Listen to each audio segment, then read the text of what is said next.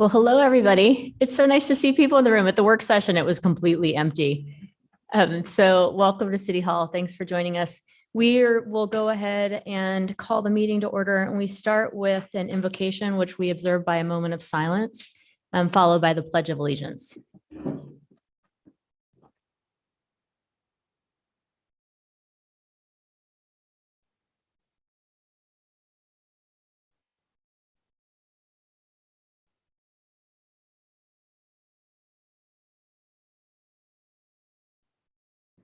I pledge allegiance to the flag of the United States of America and to the republic for which it stands, one nation, under God, indivisible, with liberty and justice for all.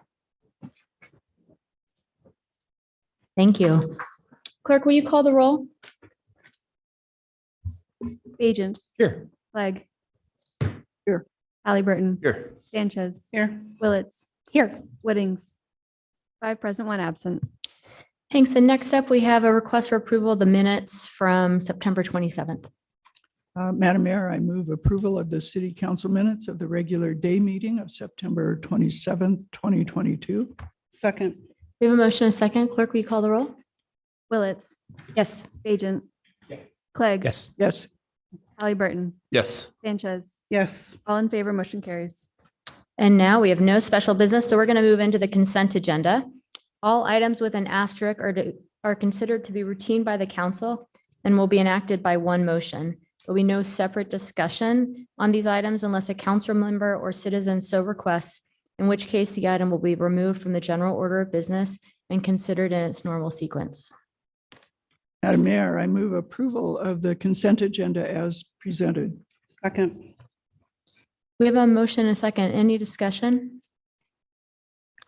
I just wanted to point out one thing. I'm looking for the number now, and we've got a couple of folks here in the room from Boise State and from our housing division and from our planning department. And I'm really excited about a resolution that I can't find the number now, that is an agreement between Boise State and the city of Boise to do planning for a neighborhood. Which one is it? Number 18 on the agenda, to do planning for the Lusk Street neighborhood. This is an incredible opportunity to work with our premier university across the river, and that has interests and needs for housing for their students, their graduate students, and their professors and other educators. And we have holdings in the area and a neighborhood that's excited about being involved in a process to re-envision and collaboratively develop this area moving forward. So look forward to the partnership and all that it'll bring for our residents and our students, and want to thank the university and our team for the work that's gone into it to get us to this point today. Madam Mayor, Yes. I might just note that there's been like maybe decades of work put into making this project happen. I know that when I was first helping craft the Lusk Street Neighborhood Association and the Lusk Street Neighborhood Master Plan, before that was even a recognized neighborhood, this was part of the discussion. And this is over 10 years ago. And so I know that there's been a ton of people who've been working on it for a really, really long period of time. So I hope everybody is excited to see this next step moving forward. Madam Mayor, one of the very first things I did as a city council member was work with our then director of community housing on trying to figure out what to do with the buildings that the city owns in the Lusk Street neighborhood. And determination was made that we were not in a position to do anything but continue on. But a determination was also made that there was going to come a day when we'd be able to redevelop the site. We thought it would come a lot sooner than this, and it is pretty exciting to see it finally move forward. All right. And then there's other good stuff in here too, but that one's the one I'm going to highlight. So clerk, will you call the roll? Willits. Yes. Agent. Yes. Clegg. Yes. Halliburton. Yes. Sanchez. Yes. All in favor, motion carries. Thank you. Now we're going to move into ordinances. We've got one on the second reading. Madam Mayor, I ask unanimous consent that all ordinances on the second reading calendar be read by number and title only and filed for the third reading calendar. Without objection. But before that, and before Rob Bosefield leaves, I pointed out housing staff and Boise State, but I did not point out our facilities staff that has worked for a long time on this. I thought Rob was here for another item, so thank you to Rob. And with that, clerk, you can go ahead. ORD 47-22, an ordinance CAR 22-00008 for property located at 2667 Victory View Way, amending zoning classifications of the city of Boise City to change the classification of real property, particularly described in section 1 of this ordinance, and adjacent rights of way from R-1A, single-family residential, 2.1 units per acre, to M-1D, light industrial with design review, setting forth a reasoned statement in support of such zone change and providing an effective date. Thank you. And we have one ordinance on third reading, or no, two, excuse me. Yeah, thank you, Madam Mayor. I move that further reading of ORD 4322 and 4422 be dispensed with and the record reflect that they have been read for the third time in full. Need a second? Yeah, we need a second. Did we skip the second reading? Nope, we did, Okay. because we didn't have any on the Okay, first. second. We have a motion, a second. Clerk, will you call the roll? Willetts. Yes. Bajent. Yes. Clegg. Yes. Halliburton. Yes. Sanchez. Yes. All in favor, motion carries. ORD 43-22, an ordinance CAR 22-00005 for property located at 9620 West Quarry Lane, amending zoning classifications of the city of Boise City to change the classification of real property, particularly described in section 1 of this ordinance and adjacent rights of way from R-1B, single-family residential, 4.8 units per acre, to R-1C, single-family residential, 8 units per acre, setting forth a reasoned statement in support of such zone change and providing an effective date. ORD 44-22, an ordinance CAR 22-00004 for property located at 2557 and 2623 Linda Vista Road, amending zoning classifications of the city of Boise City to change the classification of real property, particularly described in section 1 of this ordinance and adjacent rights of way from R-1B, single-family residential, 4.8 units per acre, to R-1C, single-family residential, 8 units per acre, setting forth a reasoned statement in support of such zone change and providing an effective date. Madam Mayor, I move approval of ORD 4322 and 4422. Second. We have a motion, a second. Clerk, will you call the roll? Willetts. Yes. Bajent. Yes. Clegg. Yes. Halliburton. Yes. Sanchez. Yes. All in favor, motion carries. And now we have two ordinances on first, second, and third reading. Madam Mayor, just first to note, one of these is required because of a change in state law, and another one is grammatical changes that we need to get inserted as quickly as possible. I move that all rules of the council interfering with the immediate consideration of ORD 4822 and 4922 be suspended, that the portions of Idaho Code 5902 requiring an ordinance to be read on 3 different days, twice by title and once in full, be dispensed with, and the records show that they have been read for the third time in full. Second. We have a motion, a second. Clerk? Willetts. Yes. Bajent. Yes. Clegg. Yes. Halliburton. Yes. Sanchez. Yes. All in favor, motion carries.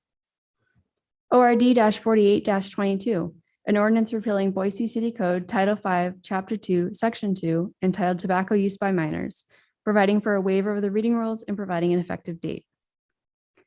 ORD 49-22, an ordinance amending Boise City Code Title 8, Chapter 6, Section 1, entitled Car Rental Customer Facility Charges for the purposes of correcting grammatical errors, providing clarifications, updating terminology, authorizing use of funds for financing and ongoing maintenance of rental car facilities at the Boise Airport, removing authorization to use funds for tenant improvements, consulting fees and attorney fees of rental car companies, and removing language regarding the suspension and expiration of customer facility charges, providing for a waiver of the reading rules, approving a summary of the ordinance, and providing an effective date.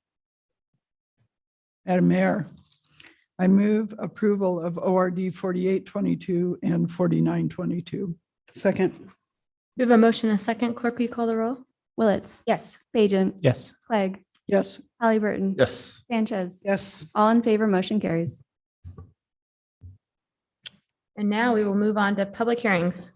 First off, CR 22, yes, okay. Is CAR 22-7, 915 Shamrock Street. Hello, is the applicant here? So, I'm sorry, I'm just looking at I need to pull up my script for the evening. Madam Mayor. the Is Ben applicant online? As he typically is. Great. Welcome, Ben, to our Zoom room. We'll go ahead and, so first we're gonna have Delaney present from staff, then we'll head to Ben Semple, who's representing the applicant. Are there any folks here to testify on this item? That was not a hand, correct? Nope. Anybody online? Okay, great. It sounds like, Ben, there's nobody in the room, so after Delaney presents, we'll head over to you. Sounds good. Thank you. Great. Good evening, Madam Mayor, members of the council. Before you is a request for a rezone and subdivision. The project site is 3.17 acres located at 915 North Shamrock Street. The applicant requests to rezone the site from A1 open land to R1C single family residential. The rezone request is compatible with the comprehensive plan as the site is designated compact on the land use map. The R1C zone is compatible with surrounding zoning and development as the property to the north is R1C and was recently approved as Abracadabra subdivision number 1. In addition, R1C zoning is also adjacent to the east across Shamrock Street. And the A1 zone property to the west is 6.4 acres and is likely to redevelop in a similar manner as the proposed development.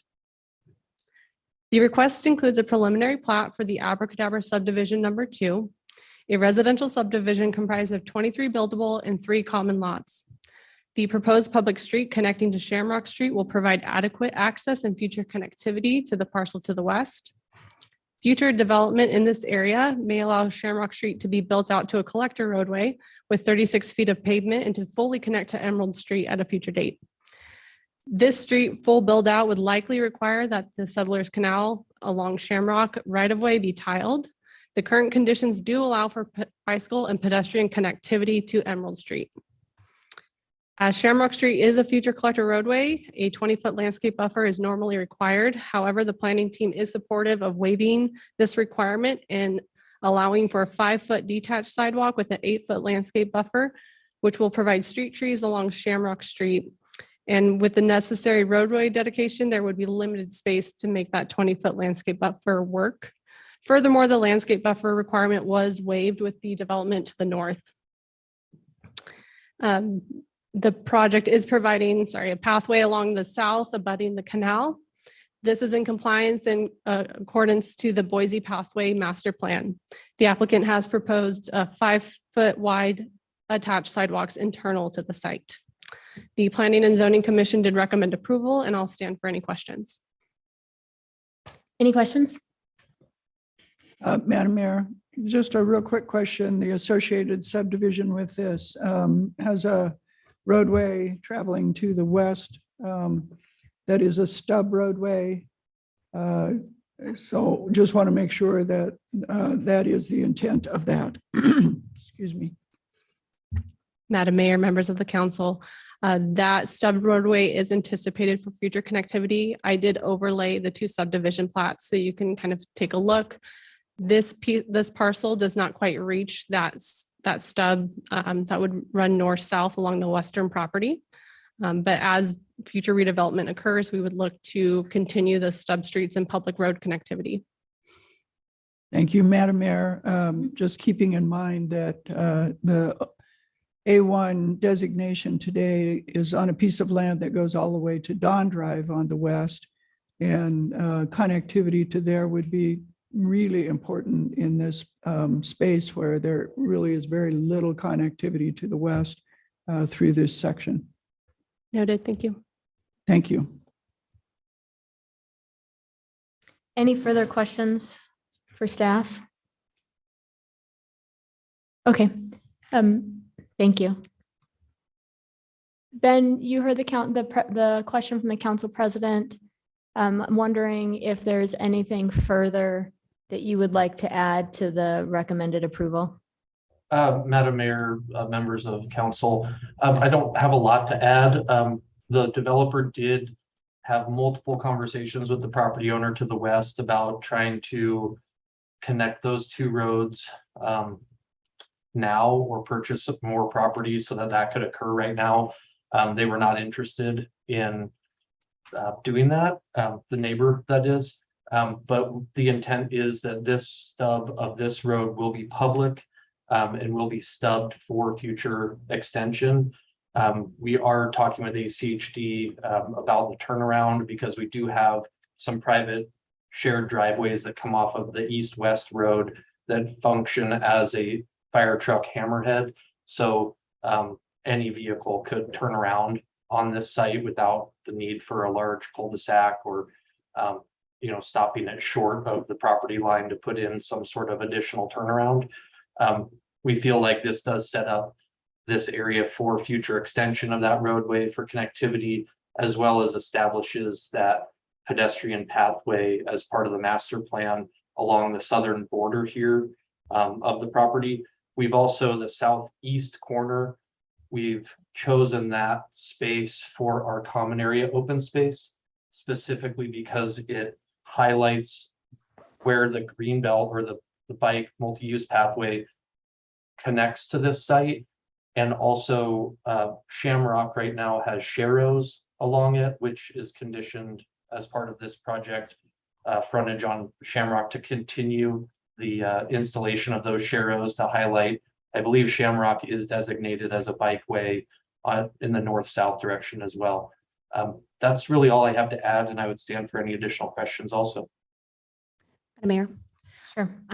this is of particular interest to me. I know this area really well, having lived in the area for a long time. Ben, I had first a comment. I was really interested to see about the desert landscaping. I think that's really wise.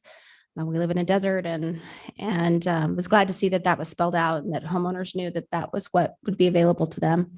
My second question, I couldn't find this, was how large will these homes be?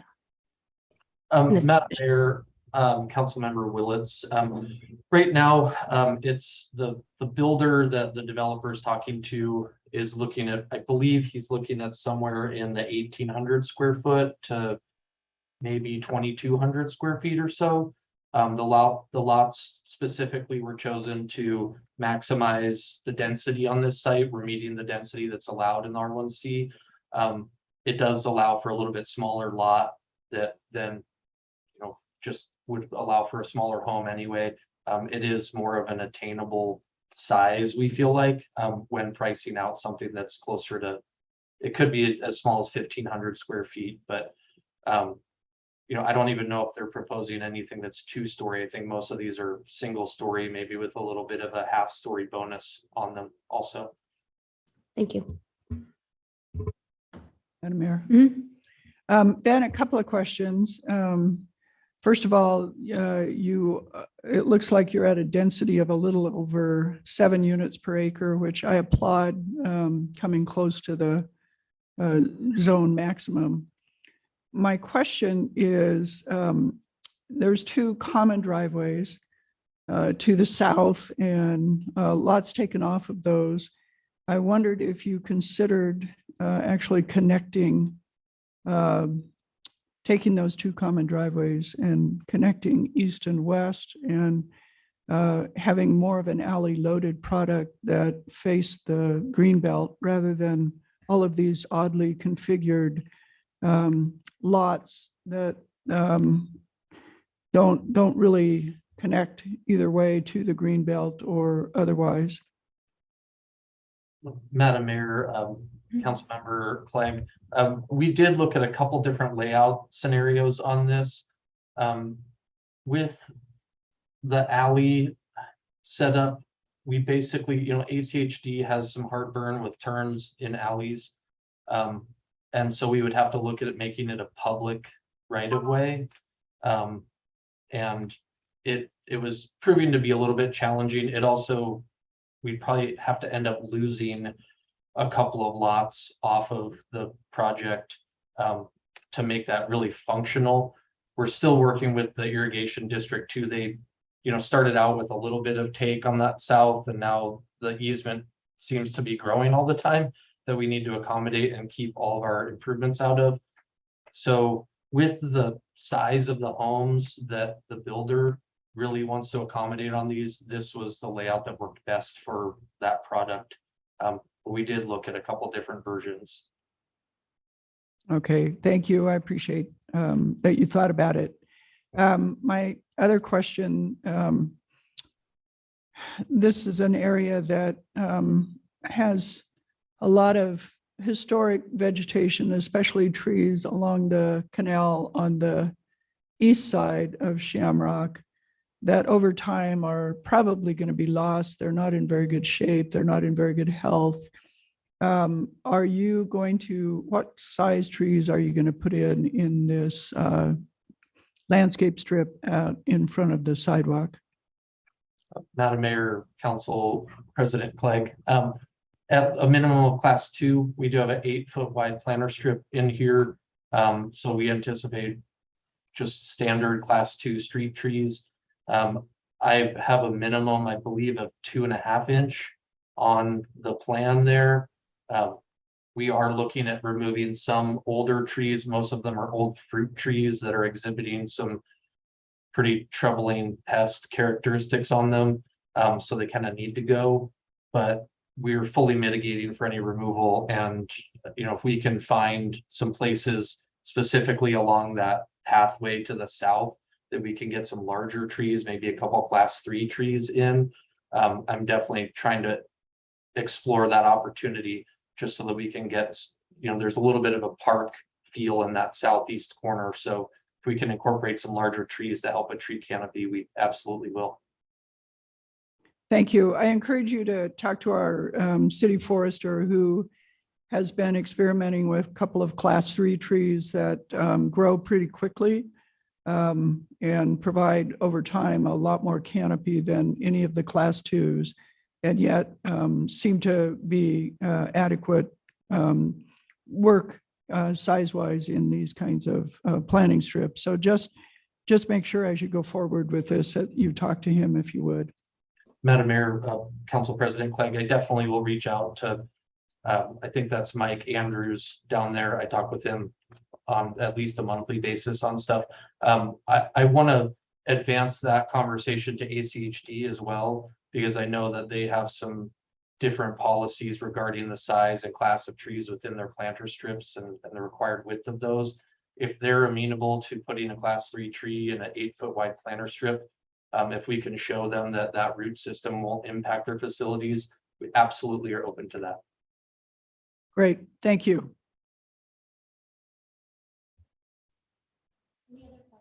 Sorry, any other questions?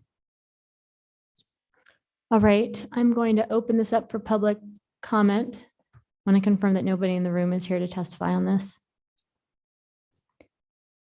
And is there anyone on? Okay, there's nobody online either. And so with that, I will go ahead and close the public hearing. Madam Mayor, I move approval of CAR 22-0007 rezone of approximately 3.17 acres from A1 open lands park to R1C single family residential. Second. We have a motion and a second. Any discussion? All right, clerk, will you call the roll? Willetts, Yes. Bajent, Yes. Clegg, Yes, Halliburton. Yes. Sanchez, Yes. all in favor, motion carries. and Madam Mayor, I Yes. move approval of SUB 22-00022, a preliminary plat for a residential subdivision comprised of 23 buildable lots and 3 common lots. Second. We have a motion and a second. Clerk, we discussion? Okay, clerk, will you call the roll? Willetts, Yes. Bajent, Yes. Clegg, Yes, Halliburton, Yes. Sanchez, Yes. all in favor, motion carries. Yep, you're right. Thanks. Thanks, Ben. Thank you. We will move on to CAR 22-6 on McMillan Road. Welcome back. And then is the applicant Jenna Nash? Is Jenna here? Hello, welcome. And is anybody here to testify on this item? Anyone online? If you're online, go ahead and raise your hand. So we'll start with staff. We'll move on to the applicant, then we'll take questions and confirm whether or not there are more people to talk about this. Go ahead.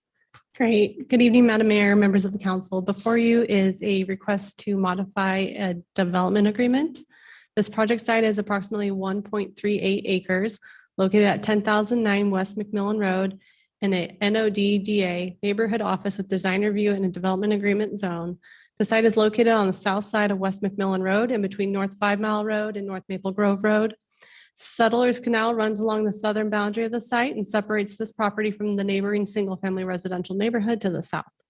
The site was rezoned in 2005 from R1C to NODDA. This was to allow for a 6-office building with the development agreement. The property was also approved at that time for a 6-lot configuration subdivision known as Shelley's Plaza, which is resulting in the current site lot configuration. The existing DA restricted the site to office buildings with partial second stories not to exceed 25 feet. The applicant requests to modify the DA to specify residential uses up to 31 feet in height. Residential uses are an allowed use in the NOD zone, and the 31-foot height request is under the 35-foot height limit of the NOD zone. The site is restricted to the existing single access drive from McMillan Road, and lots are configured to have garage doors oriented away from the road and be internal to the site. The PUD and variance proposal associated with the DA modification was approved by Planning and Zoning Commission and essentially allowed for basement units to be categorized as ADUs to allow for a deed restriction that required owner occupancy on the site. The applicant desires to have these units specified as ADUs rather than duplexes to allow for affordability to future home buyers who can then utilize the ADU to qualify for the home loan. A public comment was received during the planning and zoning review with the adjacent neighbor to the west. The letter detailed concerns with the change from office to residential and having 2-story buildings, concerns with privacy, concerns with parking and safety of future children playing in the parking area. Planning staff noted that this request is compatible with the NOD and surrounding neighborhood. The request for height is under the maximum height limit of the zone. And essentially the Planning and Zoning Commission recommended approval of the DA mod, but I'll stand for any questions. Questions for Delaney? All right, thank you. You're welcome to come up.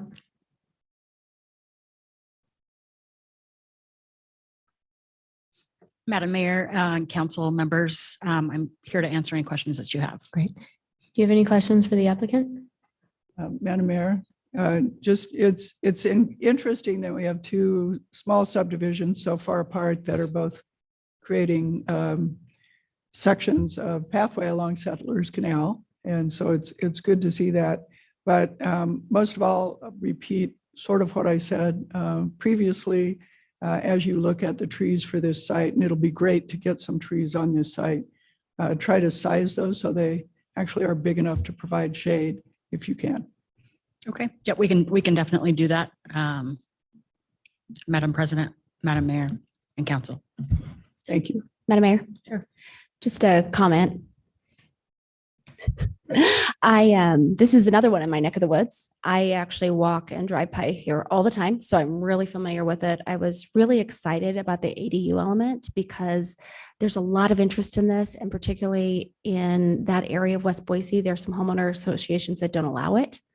So this is a good thing to test out. And I think folks are going to be really interested in seeing more of that. So I was really excited about just the whole concept and the opportunity also to be by the canal, but just to be on a major road and all the good things that that property allows. So thanks for bringing it. Thank you. Madam Mayor, council members, we are very excited to bring this product. We do think that with the unaffordability of the area that this will help first-time home buyers, young people get into their first home and use the income from the basement unit to supplement their mortgage. So we're very excited to bring this and we hope to bring more of it. Thank you. Thank you. I'll just, and I'd like to thank you too on the pathway piece. It's really wonderful. It's wonderful to see proposals coming forward that incorporate the access to canals, laterals, and potential pathways. So that helps us meet our pathway goals in the long run, and appreciate that. Absolutely. Thanks. Are there, I just want to confirm, anybody here for this? Public hearing is open. All right. If you have nothing further, I'll go ahead and close the hearing. Madam Mayor, council members, I will also add that we are going to put some weed. We're going to have a wrought iron fence that's going to go along the canal. So you can actually see the canal. It's actually very pretty. great. It's got some really pretty plants along the canal. And then we are going to put down some weed barriers. So the ugly weeds don't grow up and kind of block that, because we want to maintain a nice view of that canal. Thank you. Thank you. Okay, and with that, I'll close the public hearing. Madam Mayor, I move approval of CAR 22-0006 Innovative Housing Solutions LLC at 1009 West McMillan, a request to modify the development agreement and include residential uses and a new conceptual site plan on 1.38 acres in an NODA zone. Second. We have a motion and a second. Any discussion? Madam Mayor, Yes. I also would like to thank the developer for bringing forward an innovative housing solution. I think you named this right, and I think you're right that this is a product that will really further home ownership in a era that's really hard for that to happen for especially folks who aren't on the higher end of the spectrum. So really appreciate this kind of product. Madam Mayor. Mhm. Yeah, same thing. I hope that we see more and more of this, because if you're really thinking about it, you rent out the ADU, or you live in the ADU and you rent out the big space, and then it becomes really, really affordable for a first-time homeowner. Some advice that I got at a young age, but really cool to see this opportunity. And you're right, if it has the rental capacity, people's being able to even get a loan approved is going to be a big difference.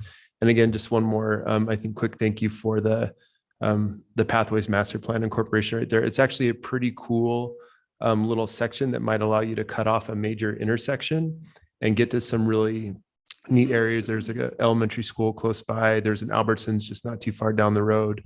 And so it's a fun little cross section that somebody would be able to go through, and it's an important piece. So thank you. Anything further? All right. With that, is there a motion? Yeah. There is. Okay. Second. Clerk, will you call the roll? Willetts, Yes. Bajent, Yes. Clegg, Yes. Halliburton. Yes. Sanchez, Yes. all in favor, motion carries. Thank you. All right, and last but not least, CR 22-13 on Danzy Drive. Got Jesse. Hello, welcome. And then Kristen McNeil from Givens. It'll be you. Okay, all right. Welcome back in a different capacity. Cena is listed, Eric Berg. They're not expected. I don't see anybody from Southeast Neighborhood Association here. Is anyone online? Okay. All right, we'll start with staff, head to the applicant, and I do not believe anybody in the room is planning on testifying. Nope. All right, thanks. Good evening, Madam Mayor, council members. The item for you is CAR 22-13. This is a rezone of approximately 6.08 acres from A1 to M1D DA located at 2171 East Danzy Drive. The subject parcel is surrounded by industrial uses to the south and west, residential to the east, and land owned by Idaho Power to the north. The property is designated as industrial on the future land use map, and a previous rezone was approved for this parcel in 2020 with a development agreement that limited the use of the site to self-storage. The applicant is proposing to rezone the subject parcel to M1D to construct an 8,000 square foot warehouse. There are 2 Idaho Power easements on the east side of the property. The current rezone request includes a development agreement that proposes to limit the uses allowed and to restrict access from Danzy Drive to gated emergency and Idaho Power access only, with daily access taken from Braniff Street through a cross-access agreement. Other proposals in the DA draft include limiting the uses to exclude any manufacturing, production, or industrial uses where the majority of the use is conducted outdoors. Also limits trucking terminals where truck stop or fuel station is the primary use, service stations, and composting facilities. The Planning and Zoning Commission reduced the initial recommendation for 100-foot landscape area on the eastern side of the property to 40 feet and added a condition to limit the hours of operation to indoor use only between 10 p.m. and 6 a.m. The council has the discretion to alter, add, or delete any of these conditions. Much of the commission's discussion centered on the pinch point at the southeast corner of the development and its proximity to the residential development to the east. While no specific recommendation was made, the commission was concerned with this area and the potential impact on residents. The proposed drive is located approximately 7, I believe, feet from the property line within the 40-foot proposed buffer area. The applicant has submitted an updated site plan that references a common lot on the Moxie Ridge subdivision directly to the east of the pinch point. This lot is not buildable and provides an additional 30 feet of buffering between the proposed drive and the adjacent residential development in order to meet the intent of the landscape buffer for this project. There was one written comment received from a neighbor requesting that the quiet hours proposed by the commission between 6 p.m. and 10 p.m. and 6 a.m. to be modified to the hours of 9 p.m. and 7 a.m. And in conclusion, the Planning and Zoning Commission recommends approval of CAR 22-13 with a development agreement. And I will take any questions.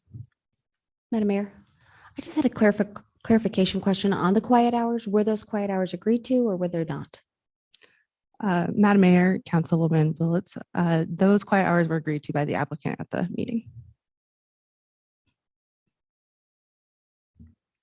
Madam Mayor. I remember when we originally approved the residential subdivision adjacent to this, there was a discussion about whether or not there could be a connection to the south for the people who live in that residential subdivision, so they don't have to drive all the way around to get to some of the uses to the south. Although it's mostly industrial, obviously, if you worked there, it would sure be nice to be able to get there. I don't see anything that was accomplished on that. Is that, am I correct on that? Madam Mayor, Council President Clegg, there is no proposed connection. Essentially, the goal here was to keep the industrial traffic outside of the residential areas. And It was just a pathway, not a roadway connection. Oh, pathway? Yeah.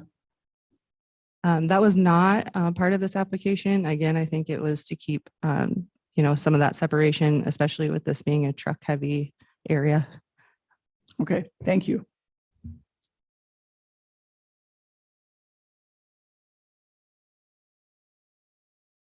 Elizabeth, come on up.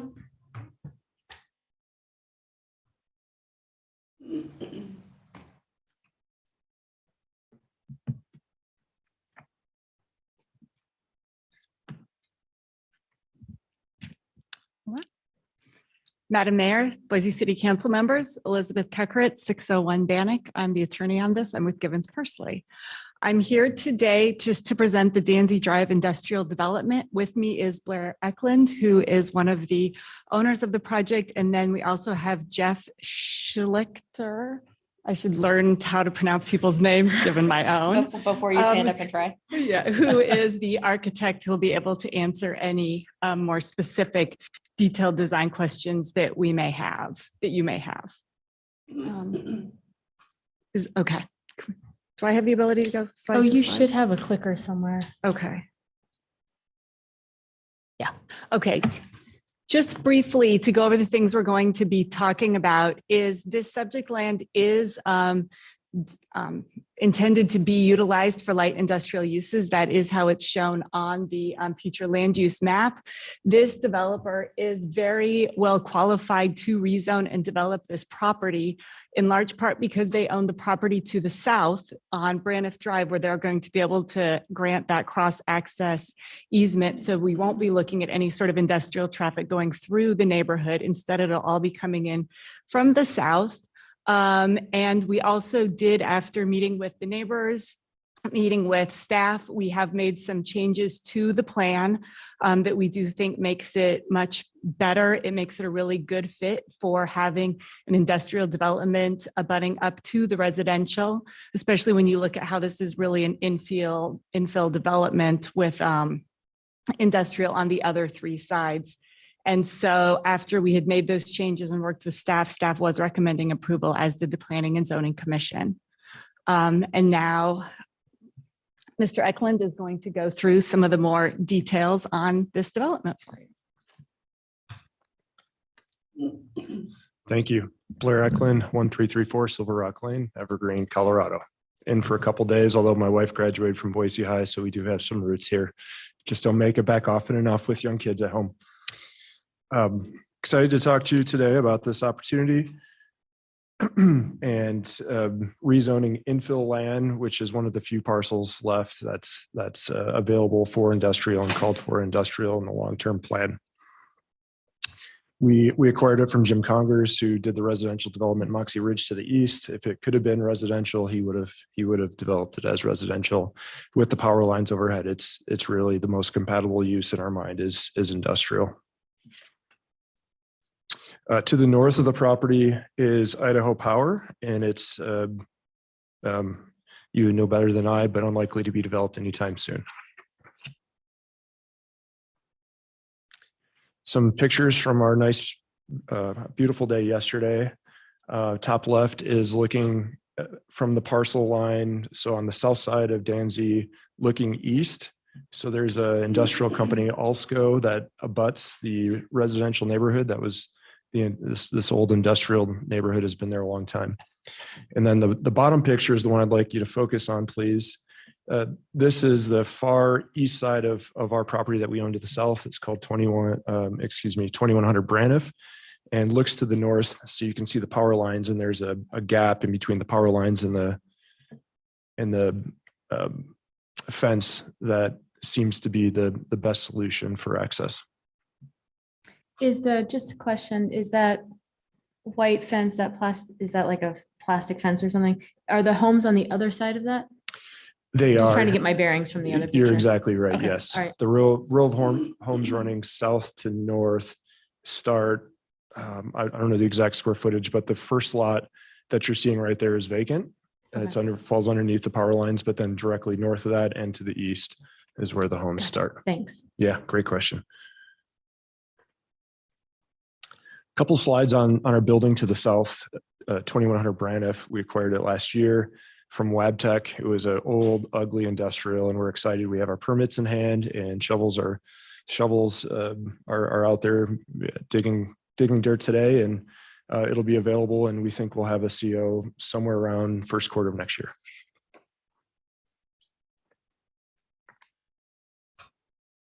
Oop, is that me? Thank you for your help.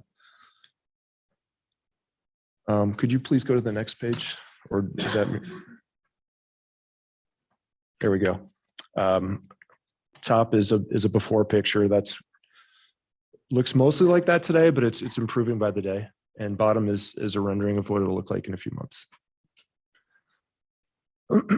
The parcel we're here today for was pre-approved for self-storage, and we believe that this is a more compatible use for a couple of reasons.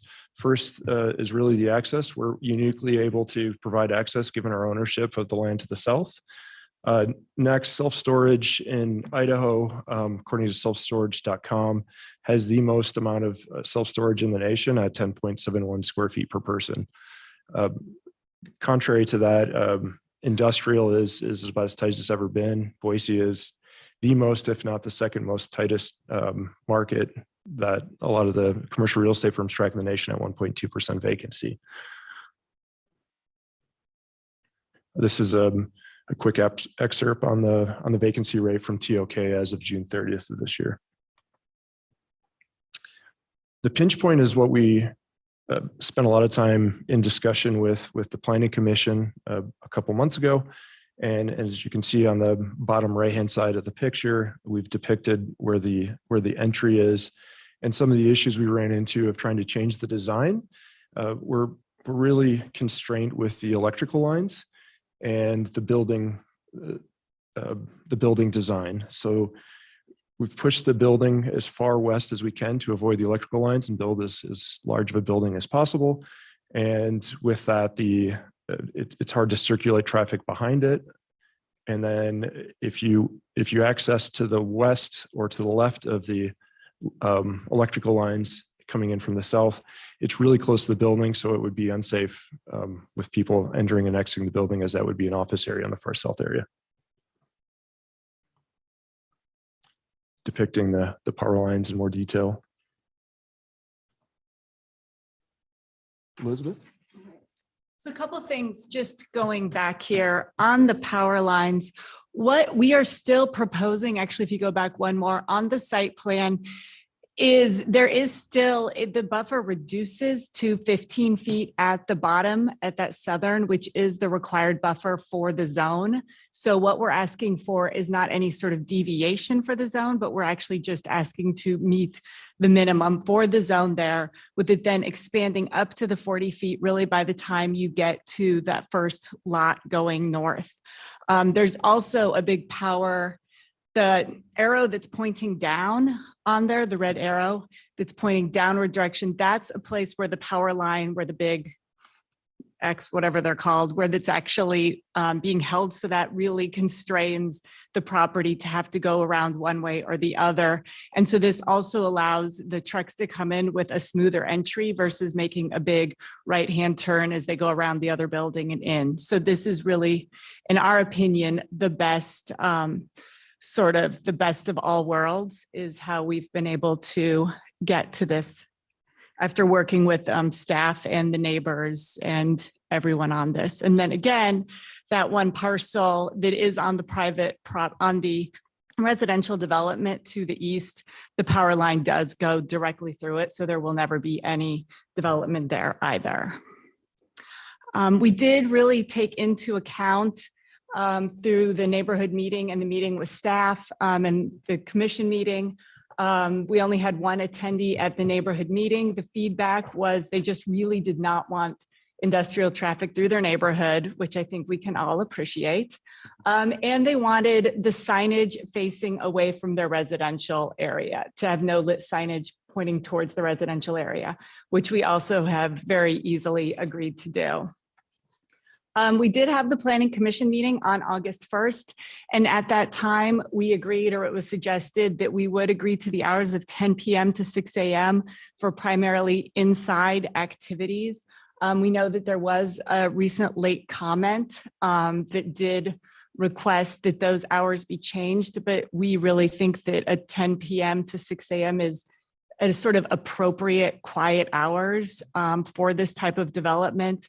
Especially given that other options for this property would have had no quiet hours and people driving through their neighborhood. And so we think that this was sort of a good compromise to meet. We have the 40-foot buffer, and we're going to show you some enhanced screening and berming that we're proposing for that buffer in a minute. It does have a 5-foot berm on it. We'll have no lit signage facing east. And we are just requesting that the DA be amended to include that this taper down, instead of just being a solid 40-foot buffer the entire distance, that this buffer is able to taper to 15 feet at that southwest corner.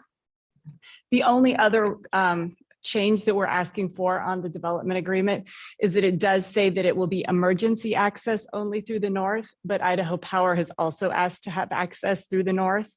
Off of Danzy Drive, which, given their stations out there and their access and ownership of these easements, makes a lot of sense to have it be Idaho Power and emergency access coming in through the north off of Danzy Drive when they need to. All right.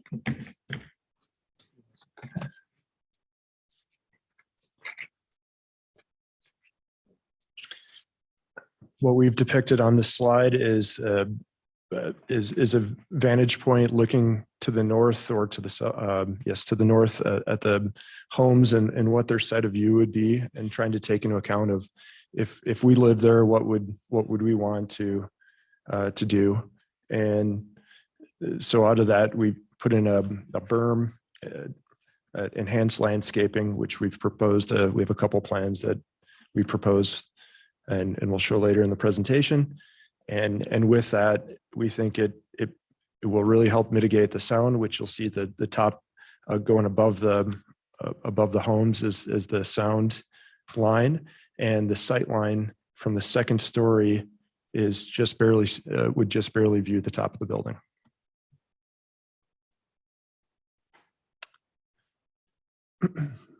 This is the same site plan. Just wanted to show the parking. And we also think this is more likely to be local companies that have between 15 to 30,000 square feet. And we think this ultimately employs somewhere around 40 to 60 people. We also hired a landscape architect to start with some initial plans. We had them provide 2 plans, one with landscape buffer around all sides, and then this plan, which migrates all the landscaping to the east and to the north to really buffer them and do an enhanced buffer to the residential next door. This is a depiction of what the building may look like. We think it'll be concrete tilt up, a very nice looking building, but it'll have multiple tenants in it, smaller companies.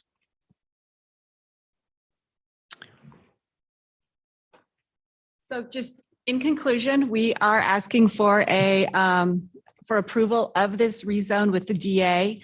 It really is supported by and in harmony with the Blueprint Boise. It is designated industrial on the land use map. It meets many goals of the comp plan, including the industrial uses in this Federal Way industrial area. We believe this is absolutely compatible with the existing adjoining property uses. Obviously, on 3 sides, it's industrial. Well, it's still ag for Idaho Power, but it's for all purposes really used as industrial. And with the off-peak hours where we're agreeing to sort of the quiet time, the access off of Braniff, not the neighborhood, the 40-foot setbacks, we do think that this is compatible with the neighborhood and that it's in the best interest of the city and the public. This is an infill development. There's not a lot of development you can do on this land, given the power line easements going through it, and it will create, we're estimating 40 to 60 jobs. And so with that, we would just ask for your approval, and we will stand for questions. Madam Mayor. Yes. I guess maybe I have a little bit of confusion. So at the planning and zoning meeting, did they approve the quiet hours from 10? And then the comment came in later asking it to be more, or did they approve it at 9 o'clock? Madam Mayor, Councilmember Haley Burton, planning and zoning approved 10 to 6. And then on September 8th, a neighbor who lives down Danzy Drive, 3 or 4 homes, came in with a comment and asked for the 9 to 7. Great. And then Madam Mayor, follow-up question there. So planning and zoning also, I think they approved the 40-foot buffer. Yes. Did they also approve it tapering down to the 15, or did they just approve the 40-foot? It was, Madam Mayor, Councilmember Halliburton, they approved the 40-foot, but there was a lot of discussion and it was sort of getting late and punchy, and they sort of took the stance of, well, something will probably be done here and council can deal with it. Good enough. Thank you. I remember those nights on planning and zoning. Madam Mayor, a couple of clarifying questions, if I could. Where the pinch point is on the 40-foot buffer, there's a no build lot in the subdivision to the east. Is that because of the Idaho Power corridor that runs over that? Madam Mayor, Councilmember Clegg, I believe it is. Yes. And so if that's the case, does the house on that lot actually have a fence at the edge of that no build lot? Madam Mayor, Councilmember Clegg, I actually don't know if that one lot is just screened in completely or if the house adjacent to it kind of uses it as their own property. I don't know. It seems with that lot, you do have a 40-foot buffer. You Yes. don't own it. No. And we can't condition it. But it is a no build lot on the adjoining subdivision. Am I correct on that? Madam Mayor, Councilwoman Clegg, yes, it's designated as no build on the plat, and there is that easement that takes up essentially the entire lot. Okay. So second question, we don't have the enhanced landscaping plan in our packet that I could find. What kind of trees are being proposed? And it looks like they're being proposed to be planted on top of the berm. I'm a little bit, I know enough about this to be dangerous, so I won't say I'm absolutely correct, but it seems like the foliage of the trees would provide less coverage for the houses if they're on top of the berm, because you've got, the trunk before the foliage starts. So I'm just curious about that, if I'm reading that correctly. Mayor McLean, Council Member Clegg. The trees are a mix of like birch, hornbeam, sweet gum, crabapple, red cherry, things of that nature. As far as the planting on top of the berm or on the sides of the berm, I have not yet seen like a really in detailed, what should I say, schematic of what it would actually look like. But that is something that we can absolutely consider. We will have to come back for design review on this, and we can absolutely consider that to make sure that we do provide the maximum amount of buffering to the property to the east. Okay, thank you. So I was going to ask staff then, if we give direction, if we decide to approve this, that at design review, they review the landscaping plan for maximum noise and light buffering. That's something that they could do. Is that correct? Madam Mayor, Council President Clegg, yes, the Design Review Commission can look at that as well as the design review staff. Okay. Yeah. Thank you. Go ahead. Do you have? Thank you, Madam Mayor. Elizabeth, do you know how much of the building will be viewable by the neighborhood? Well, it sounds like depends on how tall the trees are. From our landscaping, with the trees at the height they are off of the second story window of the neighbors, you can see just cutting across there that it's really just the very top of the Okay. building. One of the purple lines sort of goes from where a second floor window would be straight across to the building. So just a little bit of the top of the building would be viewable from the second story. None of it would be viewable from the first story or when you're in the backyard. Okay. And did we decide that it's the quiet hours start at 9? Is that, no? Yes? There hasn't been a motion to change it right now. The Okay. conditions say 10 to 6. Okay, thank you. Madam Mayor, Yes. I take it the purpose of the setback is to buffer the property. And so I wonder if it is really necessary to have a 40-foot buffer on the west side where it's already industrial use anyway. And the reason I'm asking that is because maybe it'll help with the pinch point, but at any rate, it seems like it would help to maximize the use of the property that we're going to be turning industrial. Mayor McLean, Councilmember Badgett, on the west side, we're doing the 15-foot. We're Oh, okay. only doing 40 feet on the one side where it abuts the residential. On the other sides, it doesn't make sense. This is why it's so good to ask questions. Thank you. Yes. Madam Mayor, Yes. I have a clarifying question that probably staff can ask or answer. I'm really confused about how this was a previous rezone. There was already a plan, but then it wasn't recorded. How did that happen? Madam Mayor, Councilwoman Willetts. So the rezone was approved and they have a specific amount of time, usually 1 year, to record the development agreement.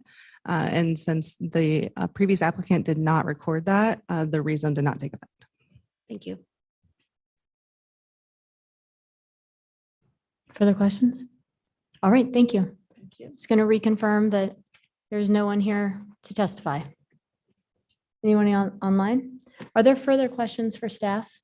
Madam Mayor, one question. Assuming that we approve this, does our motion need to include granting Idaho Power access and limiting tapering the buffer to the setback to 15 feet at the corner, or can that be worked out later? Madam Mayor, Council Member Badgett, so that motion would need to include any additions or modifications from what the commission recommended. Thank you. Anything further? Okay, I'm going to go ahead and close the public hearing.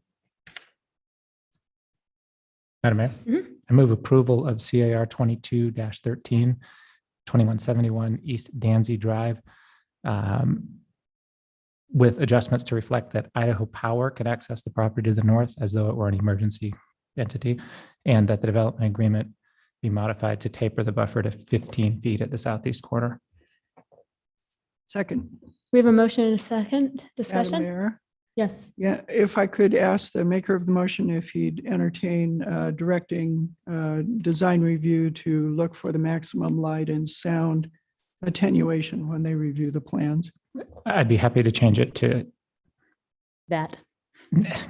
maximum is the wrong word because Yeah. maximum might be a 4-foot deep, Yeah, 12-foot wall, but to prioritize buffering sound. Thank and you, I light. appreciate that. And the second, oh yeah, you're the second. Yeah, I'm the Good. second. All right. Is there further discussion? Madam Mayor, Go ahead, Oh. Council President. Yeah, okay. and then, I will be supporting this motion. I do believe the narrowing of the buffer on the south is supportable because of the no-build lot to the east. I do think that the access for Idaho Power makes sense given their ownership of property on both sides. I also believe that this is an appropriate use for this site. We always knew when the subdivision was approved that this remaining piece really was in question in terms of what would be the best use there. And although it was originally zoned for self-storage, that really wasn't going to work very well without the access to the south. And it's apparent to me that that doesn't work very well with the uses to the south. And so this is a use that would work in both instances. I do not believe that we should shorten the hours, especially in the evening, given how late things are light in Boise. I think 9 o'clock is frankly too early. And so I would not support expanding the hours. Member, good. Any further comments? All right, clerk, will you call the roll? Willetts, Yes. Agent, Yes. Clegg, Yes. Halliburton, Yes. Sanchez, Yes. all in favor, motion carries. Thank you. And with that, there's nothing further. I move we adjourn. Second. Motion and second, all in favor? Aye. Aye. Opposed? We are adjourned. Thanks, everybody.